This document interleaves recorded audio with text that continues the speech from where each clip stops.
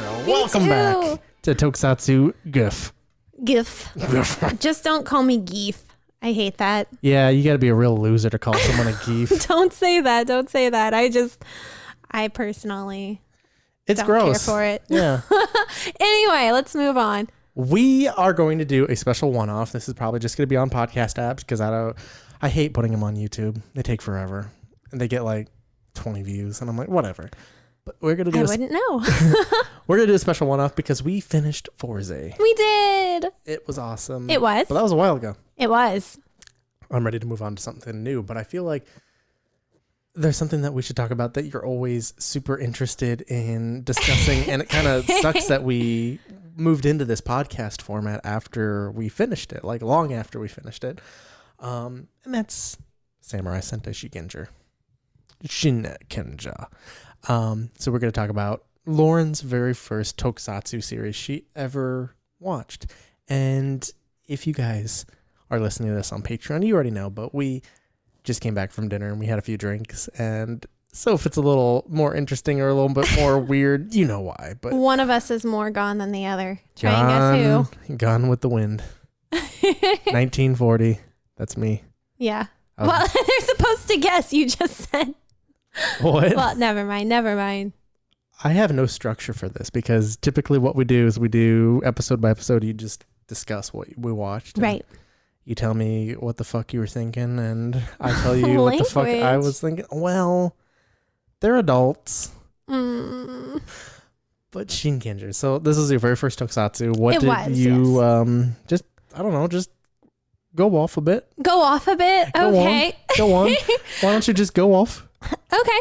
Well, so it's been a while since we watched it, so I'm going to have to do some deep digging, but this was my introduction to Tokusatsu. For the most part, we did watch like 6 episodes of Dino, so I guess technically that was my intro, my jumping off point. But that was just like the tip. Yeah. Oh my God. Shinkenger was the full thing. Full chorus. And I loved it. One thing that I kept coming back to and saying to you was that it's so hard for me with series to like every character. And I usually don't care for the main character at all. There's always a JK in there. Right. There's always someone that I'm just like, I really don't care for this character. But Shinkenger was like the first series I've ever watched, not just like Toku, but like in general, where oh, really? I loved every character. Like there was not a stop. I feel like you're being patronizing. No. It was the first series I've ever watched or read or anything enjoyed. Where why are you laughing? I'm not. What? I'm just smiling across the room. Anyway, it's the first series that I've ever enjoyed. Where I liked every single character. There was no one that I was like, I don't really care for this person. I loved everyone. Mm-hmm. Yeah. So that's the main thing that I take away from it is that I loved every single character a lot. I liked the theme. The whole samurai theme is really cool. Oh, I thought you meant like the theme song. Oh, that too. That it was very catchy. I caught myself singing it out in public. Chan bada, chan bada. Yeah. I caught myself singing it out in public more often than I probably should have. And the storyline is really interesting. I don't think anyone besides you know this, but I usually like villains more than I like heroes. Mm-hmm. And the villains in this did not disappoint. I especially love Dayu. Dayu is like queen bee to me. I love her so much. I love her storyline. I love what they did with her. Mm-hmm. Everything. So it was just like perfect all around for me. There was very little that I disliked. If you had to kill one character forever, who would it be? After I just went off talking about how much I loved all of them. Okay, I need to think about of the main 7. 8. 7, technically. 8. Yeah, you got Takaru. Okay. Ryunosuke. Okay. Mako. Chiaki. Kotaha. Genta. G. And if we're watching the American version, her name is Lauren. The Karu. I guess her, because we don't see much of her. Okay, I take her off. You gotta kill one of the others. Okay, then G. Okay, you gotta kill one of the main 6. You're such an ass. I guess don't light me up for this. Kotaha. It's Kotaha, how did you know? Oh no, I know it's Kotaha. It is Kotaha. I'm sorry, but that does not mean that I don't like her. It's just if I had to, which you're pretty much forcing my hand. I gave 2 other people that I would kill off first. But if I have to, if I absolutely have to, and I'm not happy about it because I do really like Kotaha. I just wish they could have developed her character a little bit more than they did. That's really problematic with Sentai. Well, Kamen Rider does it too, where like they have a bunch of characters that they never really talk about. Right. They're just kind of there. Sentai does that, but they're like a main character on the team, and every season has something like that. That's why Q Ranger sucks. Sorry if I just dissed your favorite season. Like they have so many characters that they don't focus on half of them. Kyoryuger has the same problem. I don't give a shit about King. I hate it. Anyway. This means nothing to me at this point. I don't know what you're talking about. Basically, you have, in essence, you have 5 characters on a team. And they spend so much time on like the Red Ranger or anybody else that it just doesn't matter.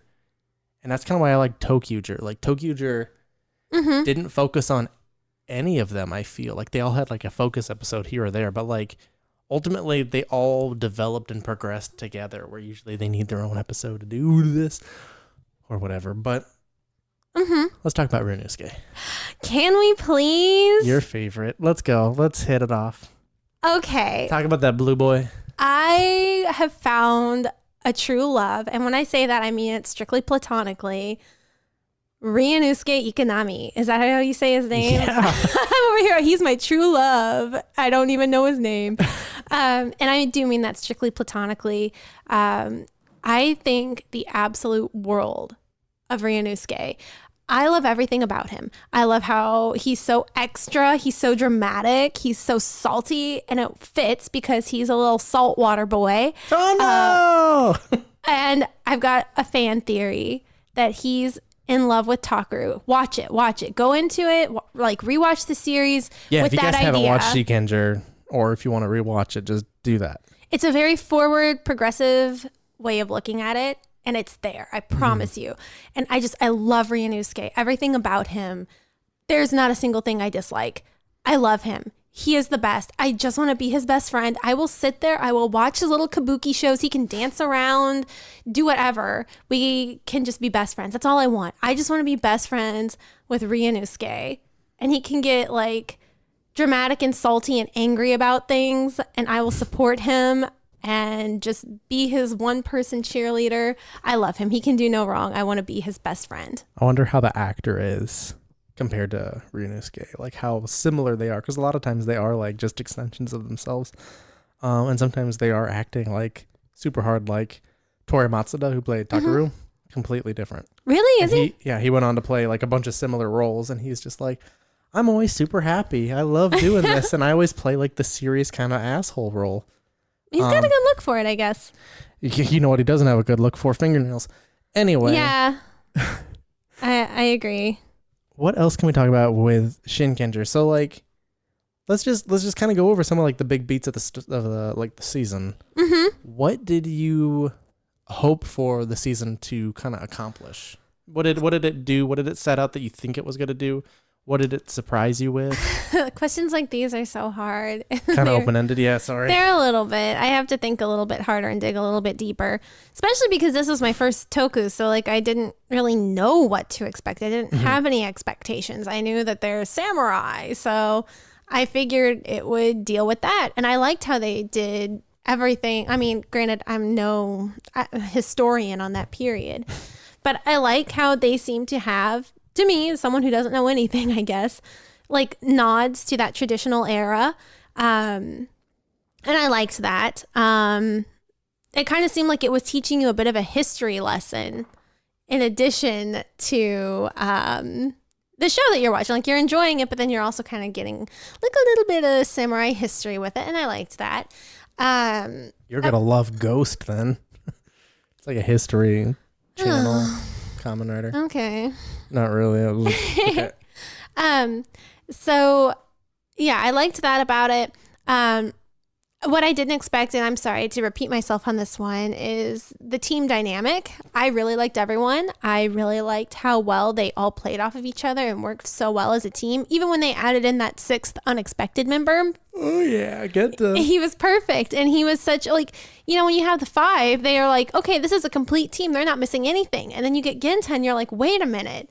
They were missing something. And I think that's such a rare thing.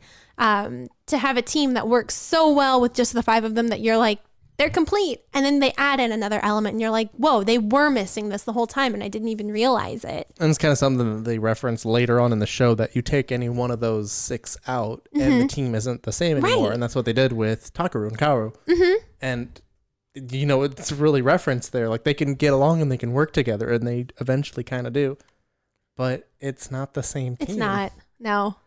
You know, there's so many good things about, like, kind of that twist and kind of everything that they did leading up to it, that I really haven't seen anything like that. Right. In Sentai. Since or after.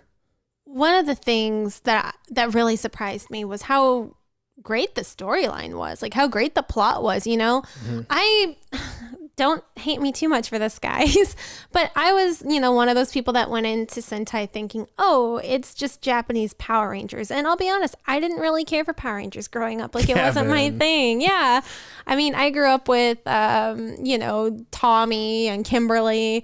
And it was pretty much just like, okay, I'm just waiting until I can turn on Sailor Moon, you know, like this is what I have to get through in order to watch Sailor Moon. And it just never did anything for me. So as an adult with no idea of what Sentai was, other than, oh, this is like the Japanese Power Rangers, that's kind of what I was like gearing up for. I knew that you really loved it. So I'm like, okay, I've got to be supportive. I've got to like this. I'm going to get through this.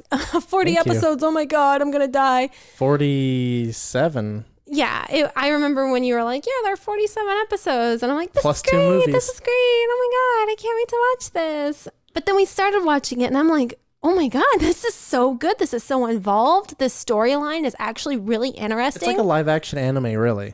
It is. And it's kind of hard to believe that, like, yeah, this show is for kids. Like, I don't mean, oh, there's adult themes. I mean, like, the storyline is just so well developed. I feel like American shows just kind of like phone it in because it's like, yeah, exactly. You know, it's like, this is a kid's show. We don't have to try too hard. Right. But that's not what I got with Shinkenger. The demographic is met with Sentai, and then it expands in many places. You'll see that like in a lot.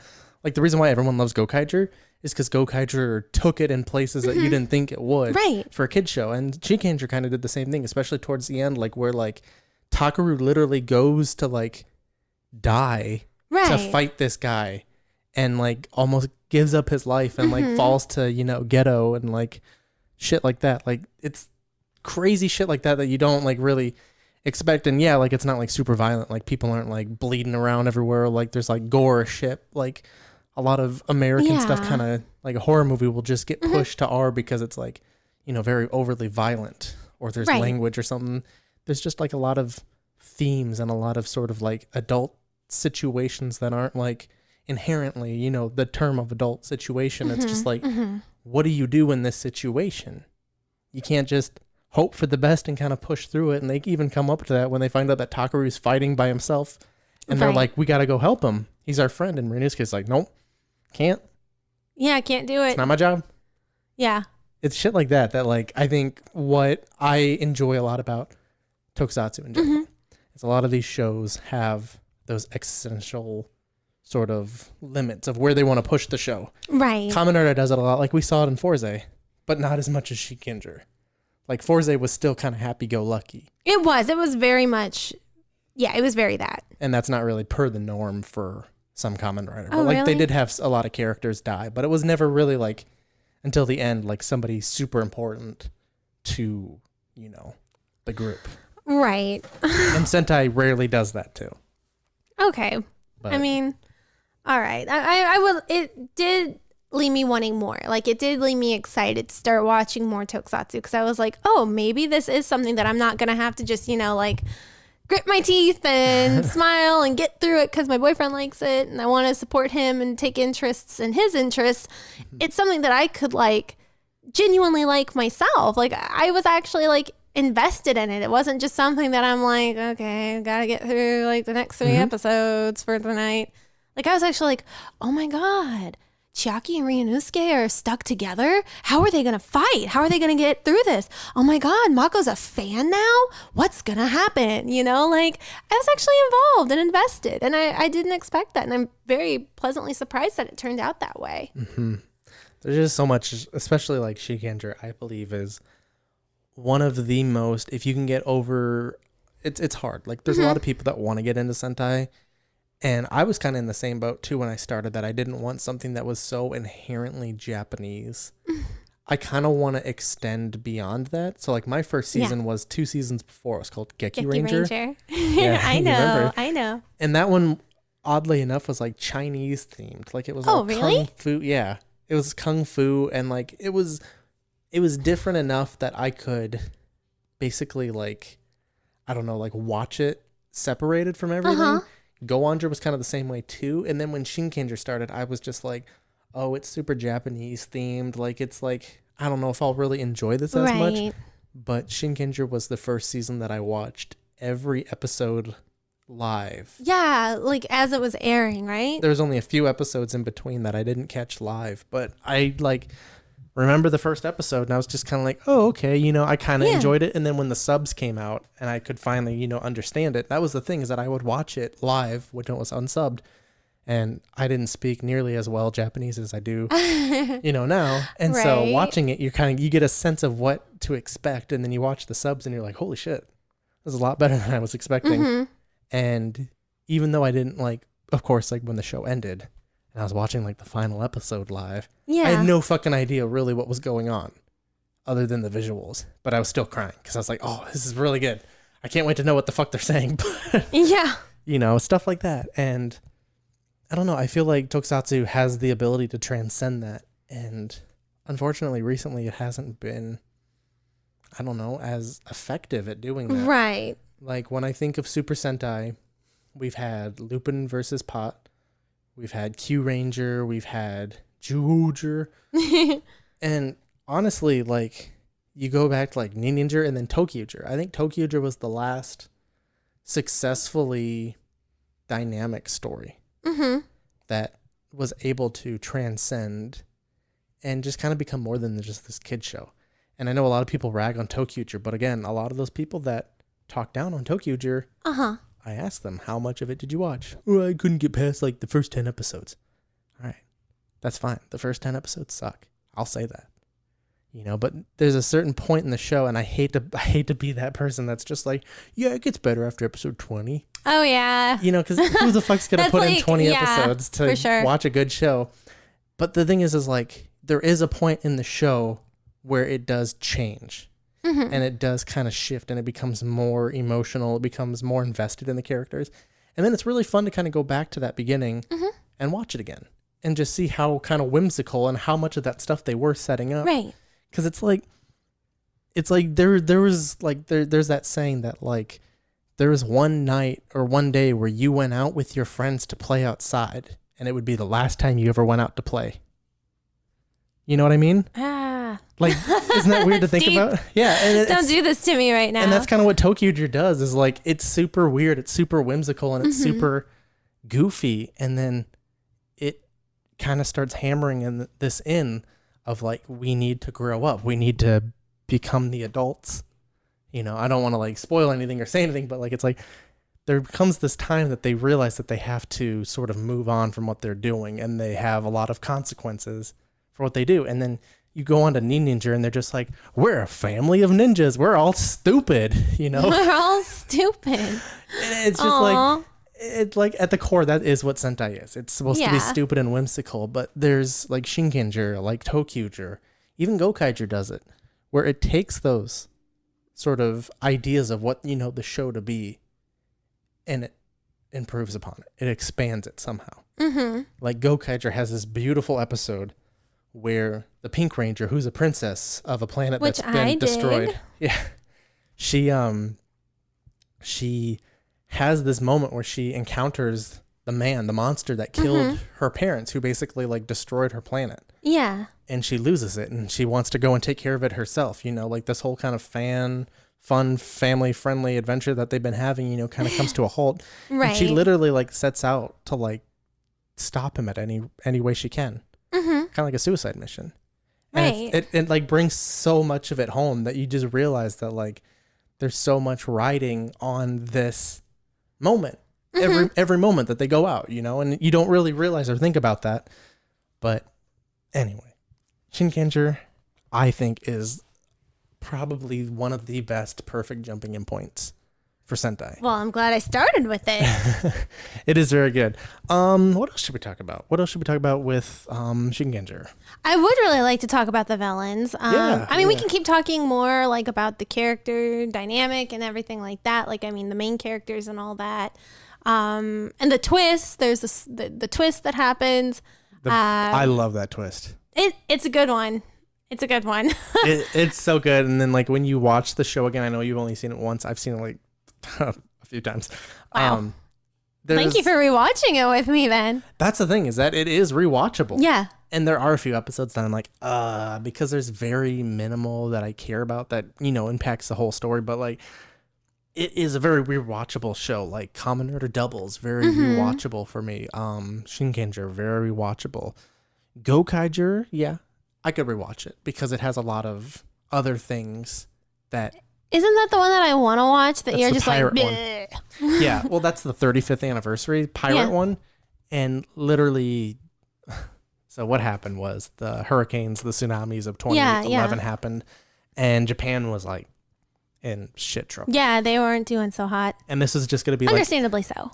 It was going to be a soft anniversary season where like they use the powers and they kind of reference them, but it really turned into Sentai being sort of, well, Tokusatsu, I should say. Yeah. Being the center, like pillar of light for a lot of these children that were going through hard times. Oh, of course. They had a lot of like encampments set up and stuff, like where they would watch TV and they'd all huddle around and watch Gokaiger. Oh. And so it became sort of an opportunity for a lot of these old Sentai actors and actresses to come back to say, we're here to support you. We're here for all the generations that watched us together to still be here together. That's such a positive message. It is, but the show is really badly written. Don't say such things. It's really nice to see a lot of these people come back, but the problem with doing that is the show just became, who's going to be in the next episode?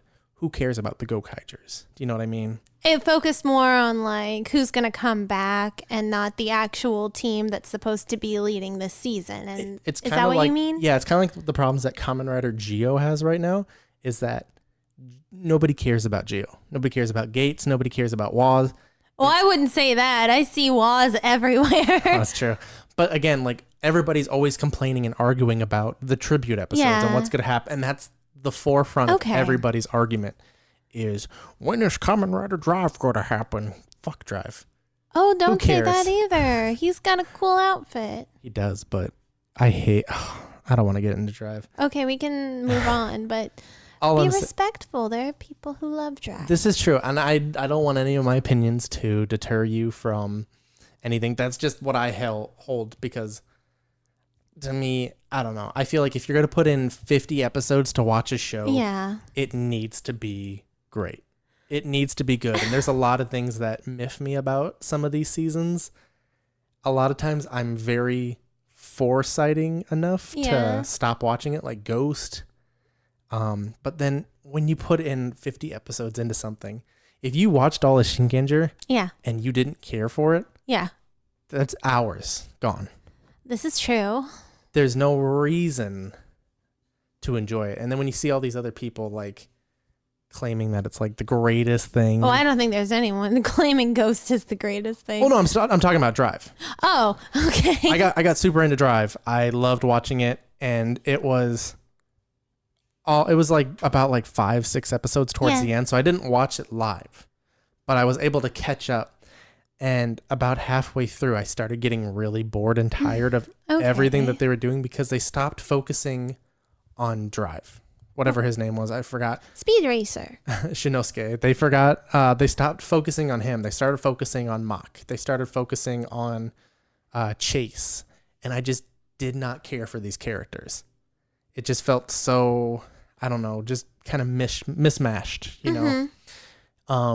It would be like as if Forze went from Onamanga High, and then instead of Meteor coming to his high school, if Forze and all those kids went to Meteor's high school. Oh. That's kind of how it felt, is that they sort of pushed everything else on the back burner. And like the final episodes of Drive still piss me off to this day, where like, I don't know, they just didn't focus on anything. They didn't have like a clear villain. It's kind of the same with Den-O. I love Den-O, but I hate Den-O's ending. I hate Den-O's like final villain. It's just so phoned in.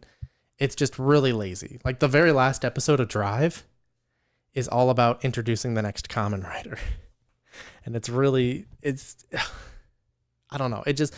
It stops. There's certain points where you watch this and you realize, yes, I am watching a 30-minute toy commercial. Yeah. Yes, I am watching this thing which is supposed to gear kids up to ask their parents to buy them, the morpher, the belt, the action figures. But like when you're watching this show and like the resolution is still trying to sell you toys, fuck off. Fuck off, Kamen Rider Drive. Fuck off, Kamen Rider endings. If you're going to kill a character off, fucking kill them off. Bring them back for the movie. Don't bring them back in the very last episode to make sure that movie's okay. You know what I mean? I do, but I like the happy ending, so... But sometimes the somber endings can work too. I guess so. Like, Shinkenger had a happy ending. Yes. Everybody survived. But they didn't stay together. Exactly, but I don't like that. It's still a somber ending. And characters in that could have died. And it still would have been... Okay, I guess if we're talking in terms of that. But my girl died. Your girl? My girl. Dayu. Yes, Dayu. Well, the villains... All of the villains, except for Shitari. She was hardly a villain. Is it true? She was hardly a villain. Well, there was that whole wedding dress episode. Girl had a lot of back problems, okay? She really... she can't be faulted for that, okay? It's true, but she still did fall at Godot. And she became tarnished Dayu for a reason. Yes, she was in love with a man who was betrothed to marry someone else. And still... Minor details. Still showed up on his wedding day and burned everybody to the fucking ground. I mean, that is still... He got what he deserved. Well, yes and no. If they... I love Dayu. She turned him into a shamisen. Yes. He played her, now she plays him. I do love Dayu, don't get me wrong, but I just like I said, like they don't have enough character development and episode focus that I guess, yeah. I would like to have seen, I agree. I would like to have seen more Dayu. Yes. It's just, there's so many like Monster of the Week stuff, and this is like a big hot topic on Twitter right now. I know. But like, yes, Monster of the Week did create Tokusatsu for what it is, but at the same time, I feel like your audience is, I don't know, geared up enough to enjoy it outside of the Monster of the Week stuff, and it's really cool, kind of cool to see like Geo, as bad as Geo is, no offense, none taken, I don't know it. It has this Monster of the Bye Week, and those are another writers, like another, decade, another Forze, which is kind of cool because you get more time to focus on everything else.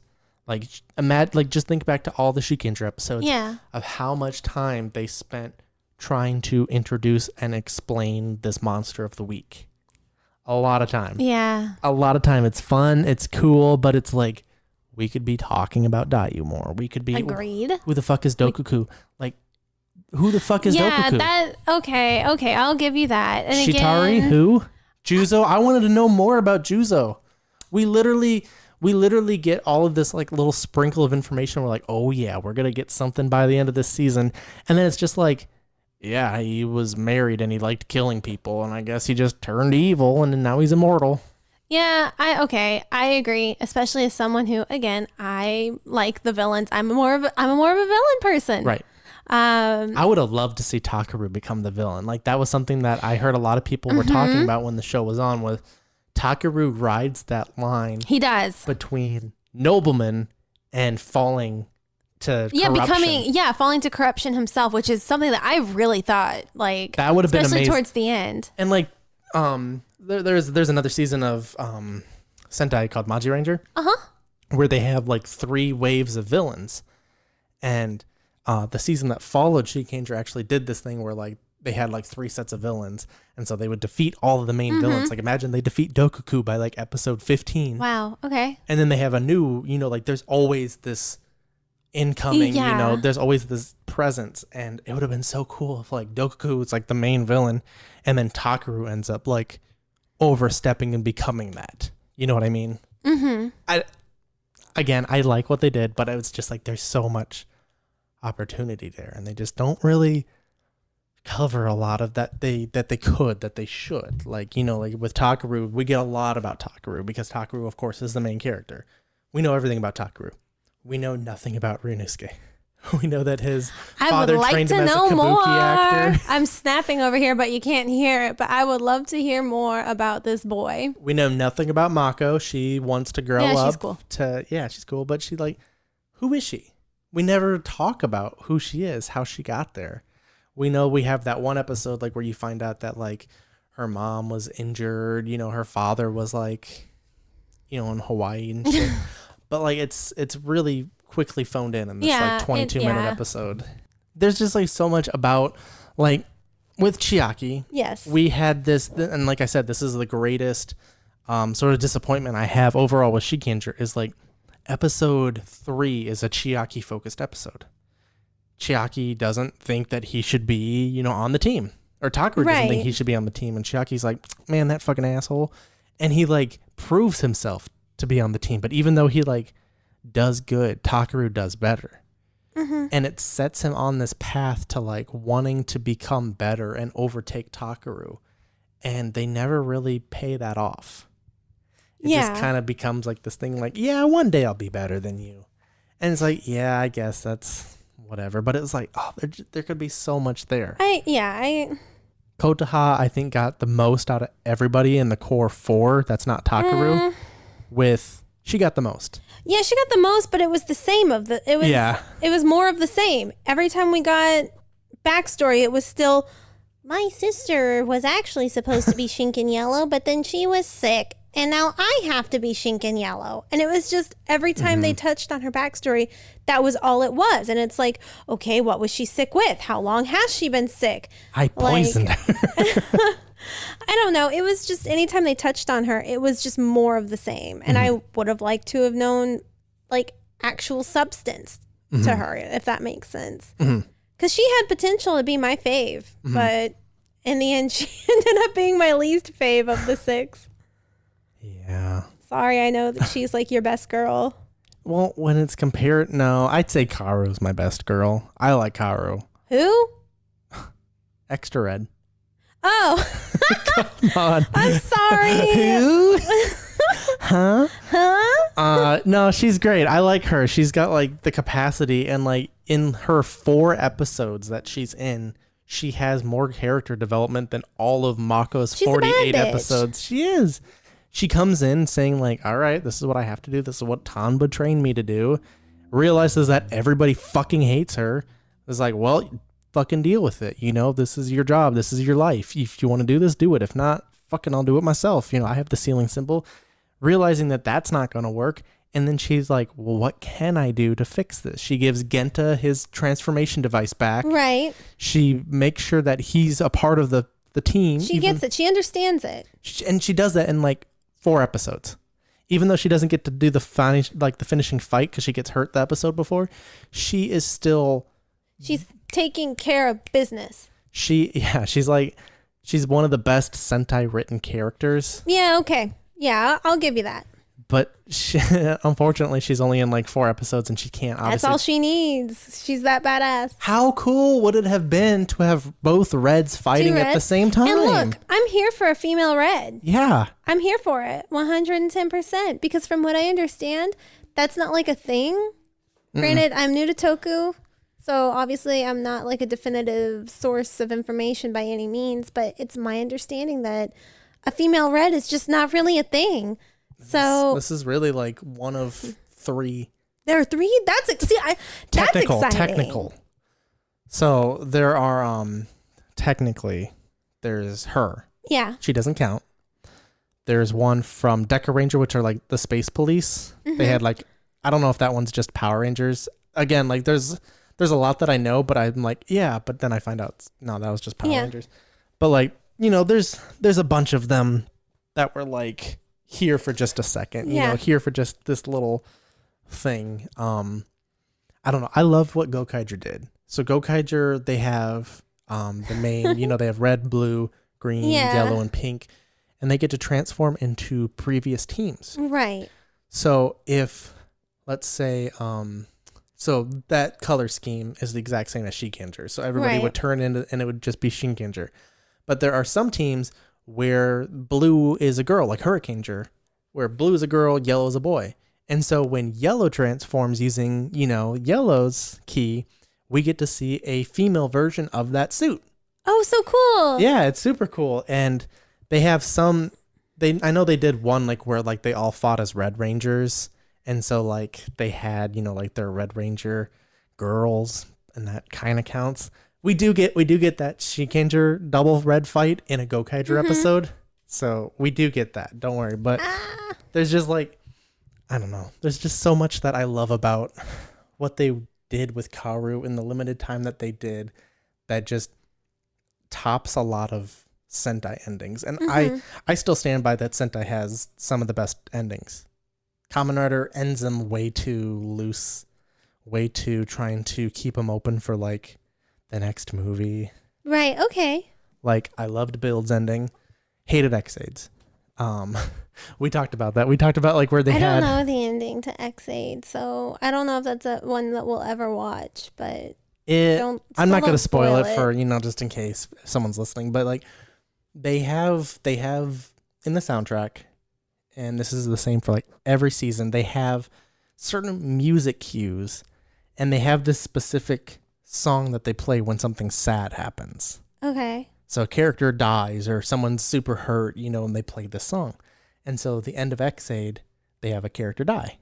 They have two characters die technically, but they have a character die in this scene and they play this song. And it's, it's kind of like oh man, I guess she is dead. I guess this is happening. And that scene ends. It's like 2 minutes long. That character's dead. Mm-hmm. The very next scene is another character dying, and they play the exact same song. It's the exact same thing. It's like, imagine watching the end of Forze where they play Saite by the Kamen Rider Girls, and that amazing emotional, like, like the whole build-up. Okay, you know how good that is, like on its first time? Imagine they do that. Imagine he defeats the principal, and then all of a sudden there's another person they have to fight, and they play the exact same song. It loses like the oomph. Yes, and I get you, boyfriend. Gosh, thanks, Tokusatsu girlfriend.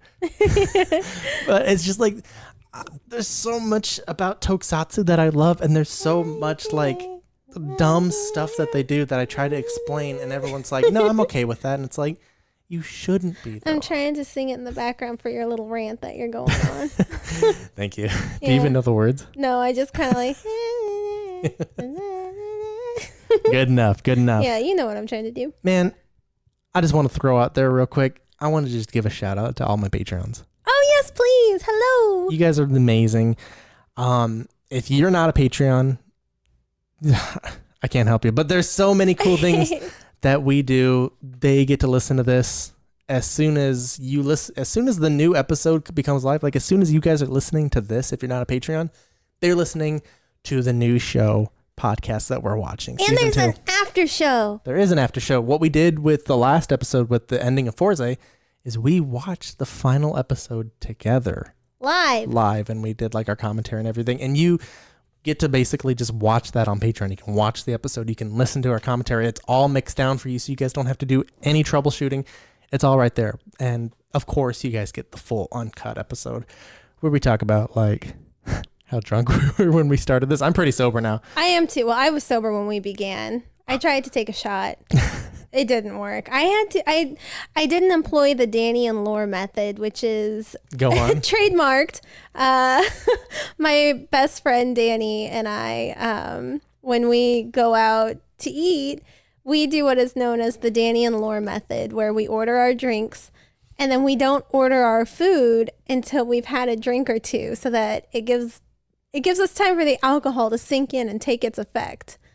And I did not employ the Danny and Laura method. I did the opposite of the Danny and Laura method, where I ate a bunch of food first. And then I was like, you know what? That margarita that my friend Kyle has looks pretty good.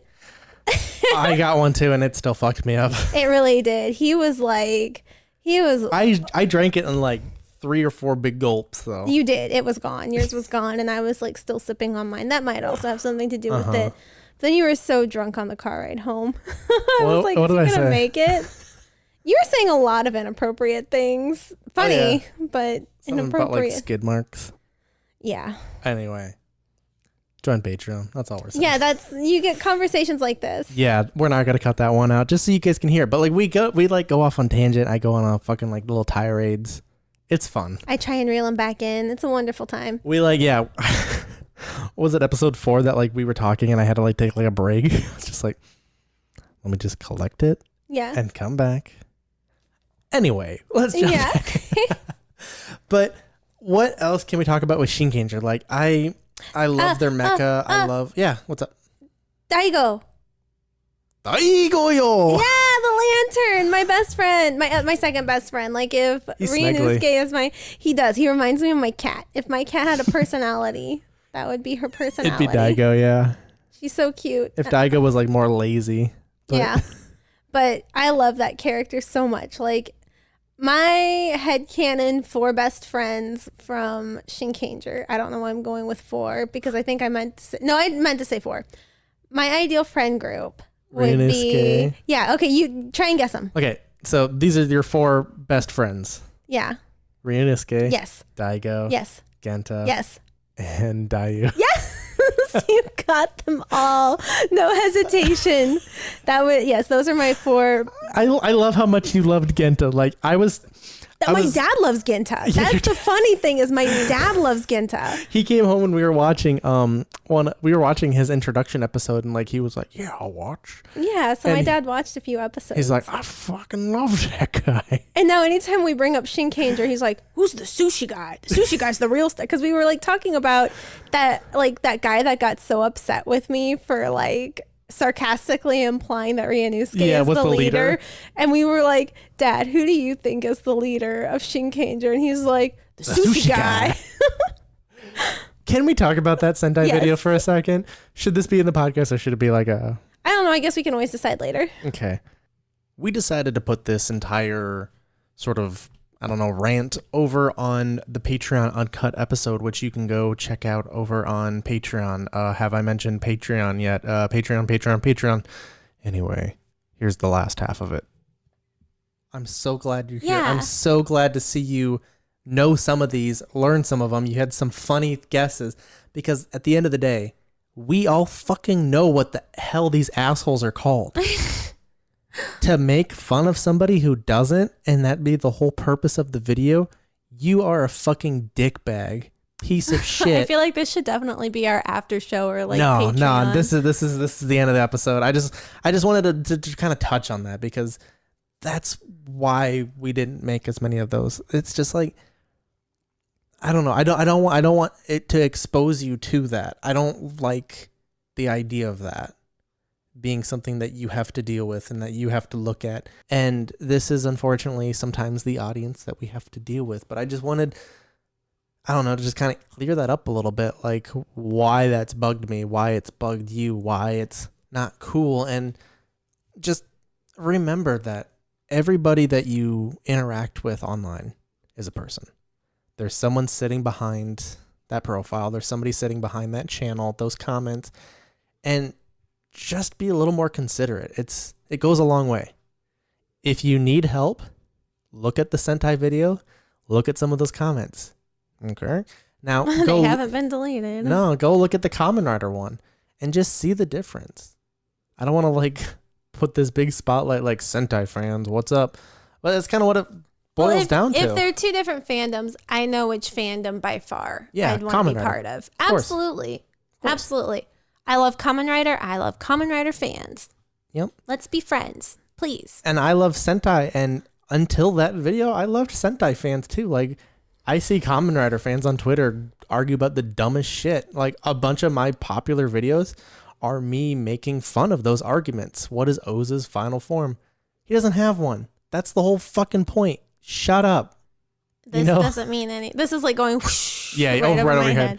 But what I'm just saying is like I've never had to jump into a Sentai argument. There's never really been a Sentai argument.